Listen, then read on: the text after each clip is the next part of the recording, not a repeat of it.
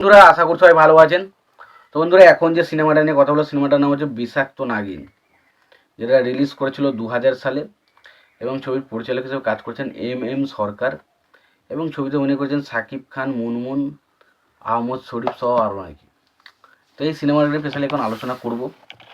তো তার আগে আপনাদেরকে একটা কথা বলবো, প্লিজ আপনারা যদি চ্যানেলটায় নতুন হয়ে থাকেন অবশ্যই আপনারা চ্যানেলটা সাবস্ক্রাইব করে নেবেন, আর যদি আপনাদের ভিডিওটি ভালো লেগে থাকে অবশ্যই আপনারা লাইক কমেন্ট শেয়ার করতে ভুলবেন না। তো এই যে সিনেমাটা বললাম যেটার নাম হচ্ছে কি বললাম, সিনেমাটার নাম কি বললাম একটু আগে, যে আর কি বললাম সিনেমাটার নাম, তো সিনেমাটার নাম হচ্ছে বিষাক্ত নাগিন। তো দেখুন এই ধরনের সিনেমা আগেতে বাংলাদেশে খুবই চলতো।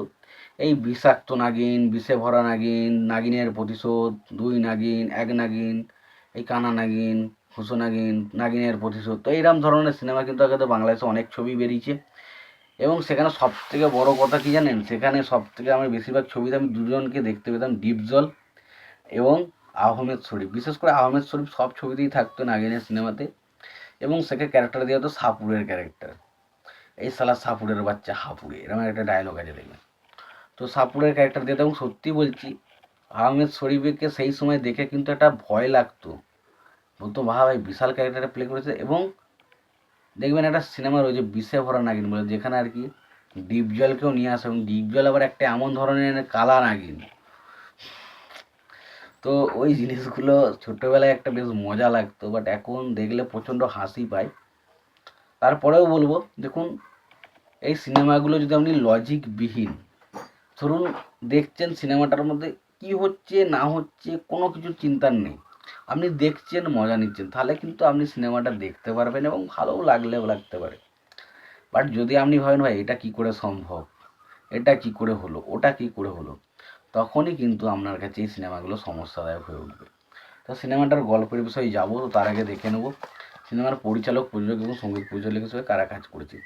এই পরিচালক হিসেবে কাজ করেছেন এম সরকার, ছবিটার সঙ্গীত পরিচালক হিসেবে কাজ করেছেন আহমেদ ইমতিয়াজ বুলবুল, ছবিটার লিরিক্সেরও কাজ করেছেন আহমেদ ইমতিয়াজ বুলবুল, ছবিটার ফাইটের কাজ করেছেন হচ্ছে সালাম, সেটা চিত্রনাট্যের কাজ করেছেন মোহাম্মদ রফিক জামান, ছবিটার গল্প লিখেছেন মোহাম্মদ রফিক জামান, সেটা সংলাপেরও কাজ করেছেন মোহাম্মদ রকিব জান, অভিনয় করেছেন সাকিব খান, মুনমুন, শাহিন আলম, সুহানা, আহমেদ শরীফ, আফজল শরীফ, নাসরিন সব আরও অনেকে।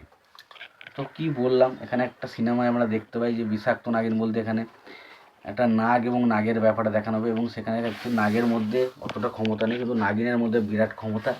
এবং দেখা যায় যে সাপুড়ে তার কাছে আবার কড়ির মাধ্যমে সে সাপ মানে নাগিনকে বশ করে ফেলছে, তার কাছে একটা নেউল রয়েছে।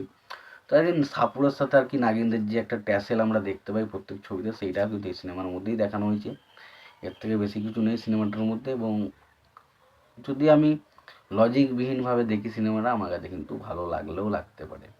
তো তোমাদের কেমন লেগেছিলো সিনেমাটা অবশ্যই জানিও। ভিডিওটি ভালো লেগে থাকলে লাইক কমেন্ট শেয়ার করে দিও। চ্যানেলটা নতুন হয়ে থাকলে অবশ্যই তোমরা চ্যানেলটা সাবস্ক্রাইব করে নিও, পাশে বেল আইকনটা অবশ্যই প্রেস করে দিও। ভালো থেকো, সুস্থ থেকো, দেখা যাচ্ছে পরবর্তী।